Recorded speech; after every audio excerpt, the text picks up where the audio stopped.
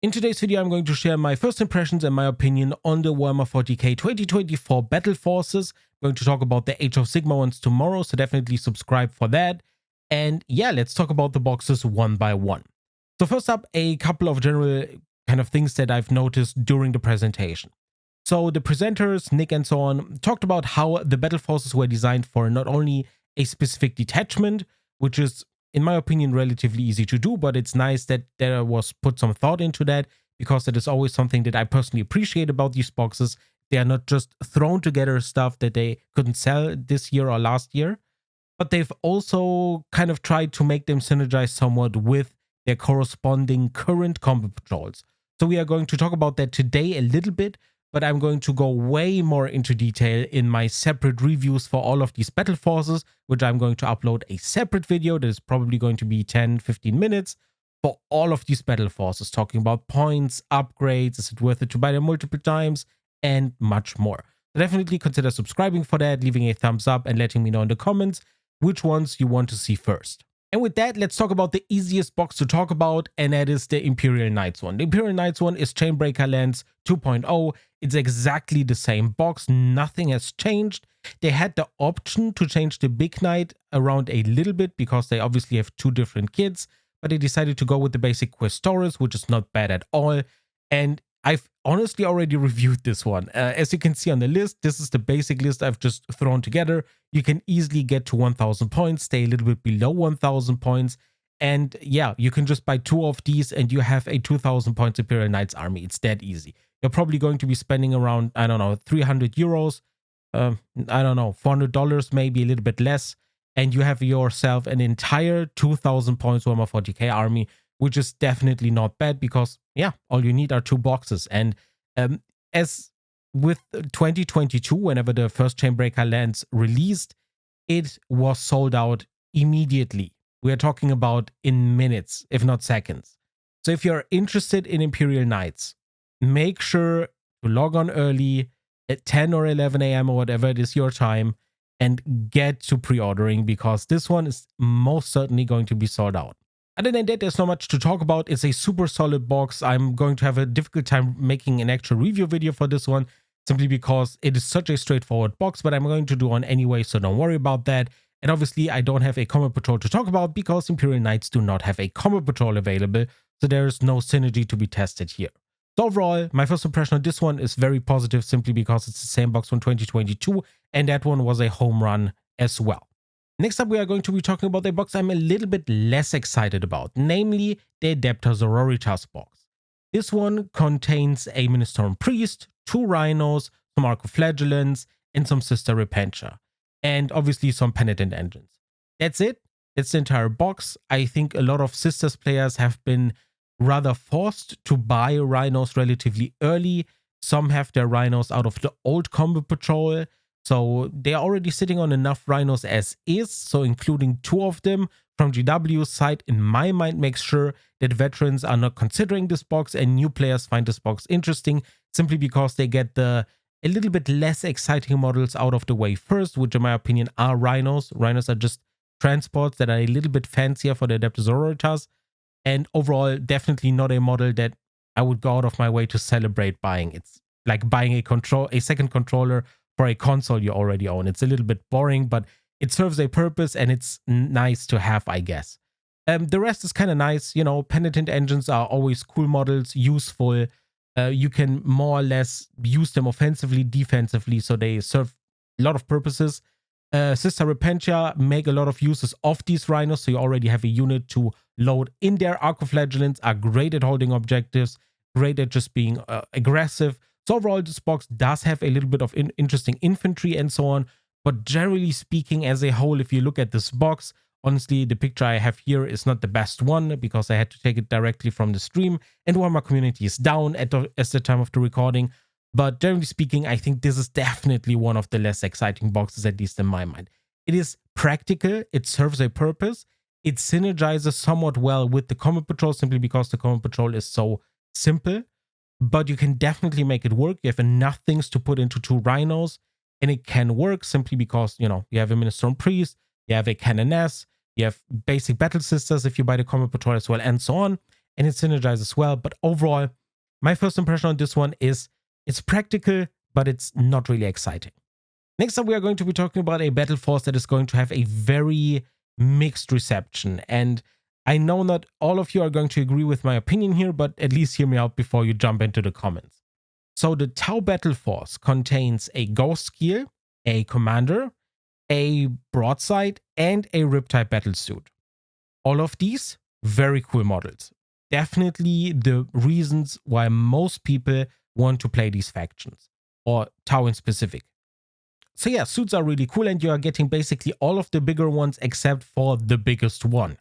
So I can see the appeal of this particular list, and if you already have a lot of infantry and so on, I can already see this one making sense for you personally. What I am very bitter about in this particular box is that we haven't seen discounted crisis battlesuits ever since the boarding patrol box. And a boarding patrol box had approximately 5 or 6 printed. And before that, we had the Start Collecting and so on, and those had crisis battlesuits. So if you are a Tau player that joined us in collecting this faction in the last 2 years or 3 years, you have been suffering by having to buy 3, 6, 12 crisis battlesuits for incredibly inflated prices. Like 3 suits cost, I don't know how much, $90, $100, 60 euros or something. It's insane. Or 75 euros even.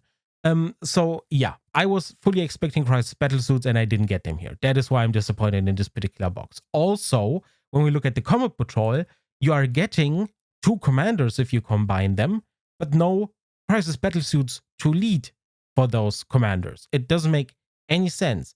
So the synergy here that was talked about earlier is not there at all. Yes, you are getting a little bit of infantry in the Combat Patrol and so on, which is all fine and cool.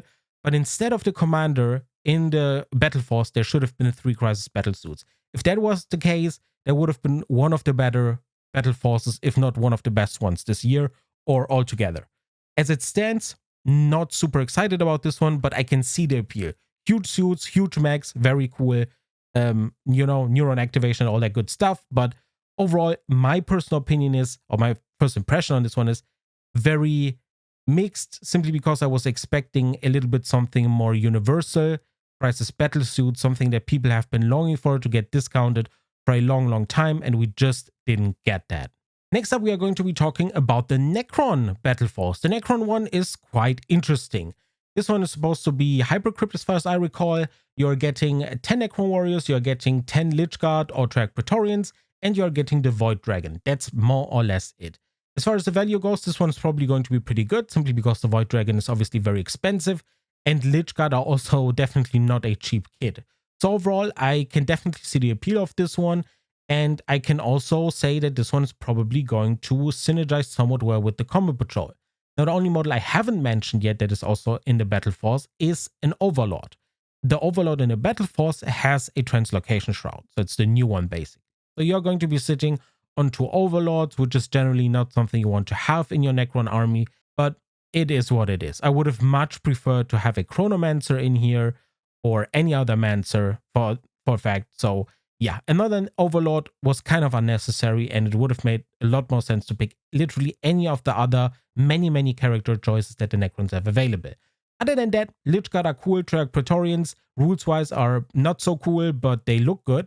And having 20 Necron warriors in combination with the Combat Patrol obviously is pretty dang good. And it always makes sense to have 20 of them, because running 10 always feels a little bit pointless. So overall, I can say that the synergy here makes sense. Having 2 Overlords is the only kind of problem I have with them. The Battle Force itself, my impression on this one is quite positive. I think getting the Void Dragon discounted is going to make a lot of people happy. Getting a few more Necron warriors is going to be very annoying for veterans who have been collecting Necrons ever since their refresh in Indomitus or 2020. And I personally am already sitting on 80 Necron warriors, and I don't need more. So I'm probably going to skip this box and just buy a Void Dragon separately because I don't own one. Or maybe I can get one separately on eBay because of this Battle Force, but I kind of doubt it. So overall, my first impression on this one, quite positive. Definitely not one of the best boxes we'd ever seen. Nothing mind-blowing, but I would say that this is an absolutely solid box. And last but not least, I kept the best for last, at least in my opinion. We are getting a Dark Angels Battle Force. That is correct. We are not getting a vanilla Space Marine Battle Force at all this year, and we are only getting 5 Battle Forces this year. Now, the Dark Angels Battle Force is very simple. You are getting 10 Deathwing Terminators, you are getting 6 companions, and you are getting the Lion himself. As far as points go, as you can see in the list, super high value, 1000 points, at least compared to all of the other boxes, is very, very good. Compared to Knights, it's a little bit unfair, but 1000 points is super solid for a Battle Force. And this list in particular, if you are starting with Dark Angels, is better than the Army box was, is better than basically any other box was. The combat patrol for the Dark Angels is horrible, as you can see. And yeah, overall, you know, this Battle Force is probably the best one this year, bar none. You're getting a Primarch, which is worth a lot of points and quite expensive on their own. You're getting Deathwing Knights and Inner Circle Companions, which are probably the reason why you're collecting this faction outside of Ravenwing, which, you know, are also cool. And yeah, in general, this entire box is very, very useful. And if you combine it with the Combat Patrol, even though the Combat Patrol is very boring, yes, it does make sense. You need some objective holders, which the Intercessors can do. You have a few more melee threats with the Blade Guard Veterans. You're getting a little bit of plasma firepower with the Hellblasters and so on. So the Combat Patrol together with this particular Battle Force does make sense, but we are going to analyze that a little bit more closer once we get to the dedicated review for this one. But my first impression of this one, super positive, very cool box, probably going to be sold out within seconds. And with that, I hope my opinion makes kind of sense for you. If you have your own opinions, you want to share what you think about these boxes, definitely drop it down in the comments below.